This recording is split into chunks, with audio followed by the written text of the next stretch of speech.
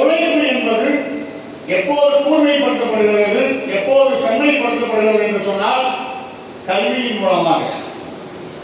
இன்றைக்கு உங்கள் அத்தனை பேருடைய வாழ்க்கையிலும் மகத்தான திருநாளாக, ஒரு மகத்தான திருவிழாவாக இன்றைக்கு திகழ்கிறது என்று சொன்னால், பின்னால் அமர்ந்து கலங்கிய கண்களோடு பெருமித பார்வையோடு என் பிள்ளை நீ கவுன் போட்டுருக்கு, என் பிள்ளை நீ பட்டமாக போகுது என்று வந்து அமர்ந்திருக்கிற அத்தனை பெற்றோர்களும் இதற்கு பின்னால் இருக்கிறார்கள், இப்போதும் பின்னால் இருக்கிறார்கள். வாழ்க்கையில் மனிதர்களை 4 விதமாக பிரிக்கலாம்.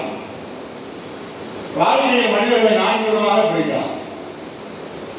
களிமண் மனிதர்கள், பஞ்சு மனிதர்கள், இரும்பு மனிதர்கள், சர்க்கரை மனிதர்கள்.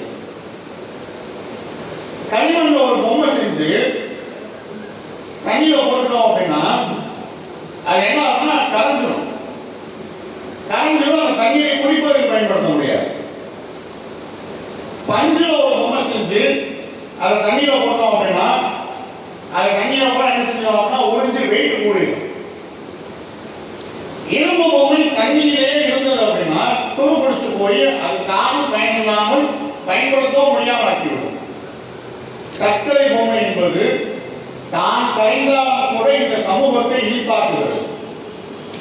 அப்படித்தான் 4 விதமான மனிதர்கள். களிமண் மனிதர்கள் தீவிரவாதத்தாலும் இந்த சமூகம் குறித்த சிந்தனை இல்லாமலும் தாங்கள் அழிந்தாலும் பரவாயில்லை, இந்த சமூகத்தை ஒரு வழி பண்ணிடணும் அப்படின்னு நினைக்கக்கூடிய ஒரு மனிதர்கள் ஒரு பக்கம்.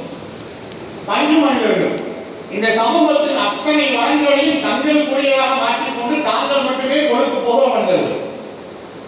இரும்பு மனிதர்கள் இருக்கிற இடத்தையும் அப்படியே இருந்து போயிடுவோம். ஏதாவது தங்கள் வாழ்க்கை தங்களுக்கும் பயனில்லாமல் பிறருக்கும் பயனில்லாமல் ஆக்கி விடுகிறார்கள். சர்க்கரை மனிதர்கள் அர்ப்பணிப்புணர்வோடும் தியாக உணர்வோடும் நமக்காக இல்லாது இந்த சமூகத்திற்காக வாழ்கிற சர்க்கரை மனிதர்கள். இந்த சர்க்கரை மனிதர்களை எங்கே தேடுவது? இந்த சர்க்கரை மனிதர்களை எப்படி கண்டுபிடிப்பது?